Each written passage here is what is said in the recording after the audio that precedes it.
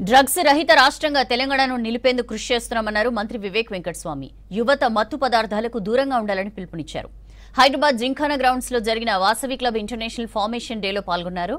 మాదక ద్రవ్యాలకు వ్యతిరేకంగా 1,00,000 బెలూన్లు ఎగురవేశారు. మత్తు వీడండి, మైదానాలకు రావాలండి అంటూ గాల్లోకి బెలూన్లు వదిలారు మంత్రి వివేక్.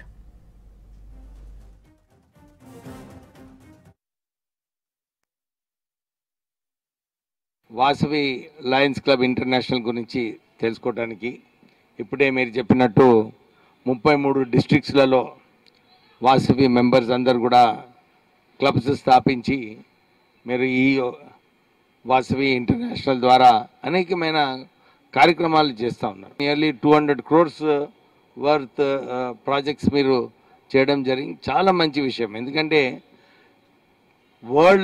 ప్రపంచంలో అందరూ కూడా ఎవరైతే ధనవంతులు ఉంటారో వాళ్ళందరూ కూడా కొంచెం చారిటీ, పేదవారికి ఎట్లా హెల్ప్ చేయాలి, సహాయం చేయాలని చెప్పి చేస్తుంటారు.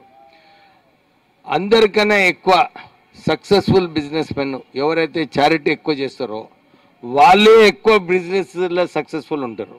ఎందుకంటే ఆ 10 మందికి సహాయం పడినప్పుడు వారికి కూడా ఆ ఎండార్ఫిన్ రిలీజు, ఆ గుడ్ విల్ ఏదైతే క్రియేట్ అవుతుందో, ఆ మన మనసులో కూడా అరే నేను ఒక మంచిగా పని చేస్తున్నాను, 10 మందికి సహాయపడుతున్నాను, ఆ మోటివేషన్, ఇంటర్నల్ మోటివేషన్ ఏదైతే వస్తుందో అది కేవలం చారిటీ ద్వారా వస్తుంది.